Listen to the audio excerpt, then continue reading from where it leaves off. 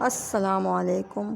آج جو کہانی میں آپ کو سنانے جا رہی ہوں یہ بالکل سچی اور حقیقی کہانی ہے جو بچپن میں ہمارے ساتھ پیش آیا واقعہ ہے۔ وہ رات ہم کبھی نہیں بھول سکتے۔ وہ ہماری زندگی کی سب سے ڈراؤنی اور خوفناک رات تھی۔ گاؤں میں ہمارا ایک چھوٹا سا گھر تھا۔ اس میں میرے ابو، میرے چچا اور ہماری دادی ایک ساتھ رہتے تھے۔ ہم ہمارے کزن ایک ساتھ بڑے ہوئے، ایک ساتھ اٹھتے تھے، ایک ساتھ کھیلتے تھے، ایک ساتھ کھاتے تھے، بہن بھائیوں کی طرح ہم رہتے تھے۔ گاؤں سے تھوڑا سا باہر جا کے ایک میدان تھا۔ اس کے کونے میں ایک شہید بابا کا مزار تھا۔ مزار کے چاروں طرف چھوٹی چھوٹی دیواریں تھیں۔ دیواروں کے اندر ایک بیر کا درخت تھا۔ اس میں ہم روز پتھر مارتے تھے اور وہاں سے گرے ہوئے بیر کھاتے تھے۔ ایک دن عصر کے ٹائم ہم چلے گئے کھیلنے کے لیے۔ وہاں بیٹھے سارے بزرگ، جوان سب لوگ تھے۔ ہم بھی کھیل رہے تھے۔ مغرب کے قریب سارے لوگ اپنے اپنے گھروں کو لوٹ جاتے تھے۔ سردیوں کے دن تھے، بہت سردی تھی، بارش بھی آنے والی تھی۔ اتنے میں مغرب کی اذان آ گئی۔ سارے لوگ نماز پڑھنے گئے۔ ہم بیٹھے ہوئے تھے کیونکہ ہم نے وہاں گری ہوئی ایک چڑیا کو دیکھ لی، لیکن ہم چپ چاپ بیٹھے ہوئے تھے کہ اگر ہم اس چڑیا کو اٹھائیں گے تو یہ سارے بزرگ ہمیں مزار کے اندر جانے سے روکیں گے، کیونکہ مغرب کا ٹائم ہے۔ مغرب کے قریب وہ ہمیں مزار کے اندر جانے سے سختی سے روکتے تھے۔ اس لیے ہم نے یہ مناسب سمجھا کہ جب تک یہ سارے بزرگ یہاں سے نہ جائیں ہم یہ چڑیا نہیں اٹھائیں گے۔ سارے لوگ چلے گئے۔ میرا کزن مزار کے اندر جا کے اس نے وہ چڑیا اٹھا کے گھر پہ لے کر آ گئے۔ بہت خوبصورت چڑیا تھی۔ ہم نے ایسی چڑیا پہلی بار دیکھی۔ سیدھا اپنی دادی کے پاس لے گئے۔ دادی نے اس کی مرہم پٹی کر لی، کیونکہ جب بھی ہمیں کوئی چوٹ لگتی تھی تو ہم اپنی دادی کے پاس سیدھا جاتے تھے، وہ ہمیں باندھ کے دیتی تھی پٹی۔ تو دادی نے یہ پوچھا کہ بچوں یہ کہاں سے اٹھا کے لے آئے؟ ہم میں سے کسی نے کچھ بھی نہیں بولا۔ ہم اپنی خوشی میں اور موج مستیوں میں مصروف تھے۔ عشاء کا ٹائم ہو گیا۔ ہم خوب کھیلے، چڑیا کے ساتھ خوب کھیلے، کیونکہ سردیوں کی لمبی لمبی راتیں تھی۔ پھر بارش بھی شروع ہو گئی مغرب کو، تو ہم نے کھانا کھا لیا، اپنے اپنے بستروں پہ چلے گئے۔ ہمارے ابو ملک سے باہر تھے تو ہم اپنی دادی کے کمرے میں سویا کرتے تھے۔ ساتھ میں ہمارے 2 کزن بھی ہمارے ساتھ ادھر سویا کرتے تھے، کیونکہ عشاء کے بعد ہم خوب ہنگامہ کرتے تھے۔ وہ اس ہنگامے کی وجہ سے ادھر سونا پسند کرتے تھے۔ ہم جتنے بھی ہنگامہ کرتے تھے ہماری دادی خوش ہوتی تھی ہمیں دیکھ کے، اور جب ہمیں اپنی امی والے ڈانٹتے تھے تو ہماری دادی ان کے ساتھ لڑتی تھی کہ نہیں میں بیمار ہوں، اس سے میرا دل خوش ہو جاتا ہے۔ سونے کا ٹائم ہو گیا۔ ہم سب اپنے اپنے بستروں پہ سو گئے۔ لائٹ آف ہو گئی۔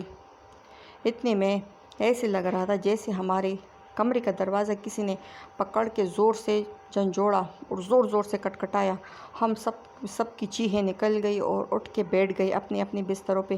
میری امی نے بھاگ کے لائٹ آن کر دی، لیکن وہ دروازہ نہیں کھول رہی تھی کیونکہ باہر بہت بارش ہو رہی تھی، اور گاؤں میں جب ایسی عورتیں اور بچے ہوتے تو وہ دروازہ اچانک سے نہیں کھولتے کیونکہ کچھ بھی ہو سکتا ہے۔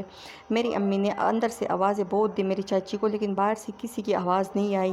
ہم خوب گھبرائے ہوئے تھے۔ پھر امی نے ہم سب کو تسلی دے کے سلا دیا کہ سو جاؤ، کچھ بھی نہیں ہے، دادی جاگ رہی ہے۔ دادی نے امی کو بولا کہ لائٹ آف کر دو، میں یہ چراغ جلاتی ہوں، کیونکہ وہ ساری رات چراغ جلا کے رکھتی تھی۔ وہ بیمار تھی، وہ نہیں سوتی تھی۔ تھوڑی دیر بعد ایک دم سے پھر شور کی آواز آ گئی۔ دیکھا تو ہمارا جو کزن نے مزار سے وہ چڑیا اٹھائی تھی تو زمین پہ پڑا تھا۔ میری امی نے بھاگ کے پھر لائٹ آن کر دی۔ دیکھا تو ہمارا کزن زمین پہ، ان کو اٹھا لیا۔ وہ سمجھ رہی تھی کہ یہ نیند میں سے گر گیا، اس کو اٹھا لیا، تسلی دی اور پھر واپس سلا دیا اس کے اوپر رضائی ڈال کے۔ اتنے میں آدھا گھنٹہ بھی نہیں ہوا تھا کہ وہ دوبارہ سے اپنی چرپائی سے گر گیا۔ یہ تقریباً 3 بار ہو گیا۔ اب ہم بہت زیادہ ڈر گئے، اتنے ڈر گئے کہ جس کی حد نہیں ہو۔ سب کانپ رہے تھے، ایک دوسرے کو دیکھ رہے تھے۔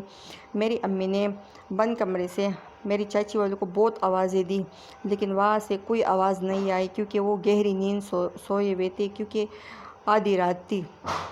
پھر میری امی نے سبق پڑھ کے ہم سب پہ پونک دی اور ہمیں تسلی دے کے ہمیں بولا بیٹا سب سو جاؤ، سردی کی لمبی راتیں، لائٹ بھی نہیں ہے، لائٹ چلی گئی اور رات بھی ابھی بہت باقی ہے، تو تم سارے سو جاؤ سکون سے، کچھ بھی نہیں ہے۔ تھوڑی دیر بعد جب ہم سب سو گئے تو اچانک پھر رونے کی آواز شروع ہو گئی، تو ہم پھر سارے اٹھ گئے۔ امی نے دیکھا تو ہمارا وہی کزن رو رہا تھا جس نے چڑیا کو اٹھایا تھا۔ امی نے پوچھا کیا ہو گیا؟ اس نے بولا کوئی ایسی چیز ہے جو مجھے کاٹ رہی ہے، لگاتار وہ خود کو کجلی کر رہا تھا۔ لائٹ اتنے میں امی نے ٹارچ اٹھا لی اور ان کے بدن پہ دیکھ لی تو لال چونٹیاں پوری ان کے وجود پہ گھوم رہی تھی اور اس کا بستر بھی لال چونٹیوں سے بھرا ہوا تھا۔ اتنے میں لائٹ بھی آ گئی۔ اب تو امی والے خوب گھبرائے کہ یہ کیا ہو رہا ہے آج رات ہمارے ساتھ، اور ہم بھی خوب ڈرے ہوئے تھے۔ میری نانی، میری دادی اور میری امی آپس میں باتیں کر رہے تھے کہ آج کی رات تو بہت بھاری ہے، اس سے ہم اور بھی ڈر گئے۔ پھر میری دادی نے بولا کہ بچوں سچ سچ بتاؤ کہ آج تم سارے کہاں پیر کے آئے ہو؟ لیکن ہم میں سے کسی نے کچھ بھی نہیں بولا۔ پھر میری اسی کزن نے بول دیا جس نے چڑیا کو اٹھایا تھا کہ دادی آج یہ چڑیا میں نے شہید بابا کے مزار سے اٹھا کے لایا ہوں۔ میری دادی نے ایک دم اس کی طرف دیکھا اور میری امی کو بولا کہ یہ چڑیا نہیں ہے، یہ کچھ اور ہے۔ ان کی یہ آواز سنتے ہی ہم سب چیخنے لگ گئے اور ایک دوسرے کے ساتھ چپک گئے اور کانپنے لگ گئے کہ اب کیا ہوگا۔ اور میری بہن تو یہی بول رہی تھی کہ دروازہ کھولو، میں نے باہر جانا ہے، دروازہ کھولو، میں نے باہر جانا ہے، لیکن کسی نے دروازہ نہیں کھولا۔ اسی میں اثنا میں فجر کی اذان آ گئی۔ اذان آتی ہی لوگ مسجدوں کی طرف چلے جاتے، تو ہماری چاچا نے دروازہ کھول دیا اپنے کمرے کا۔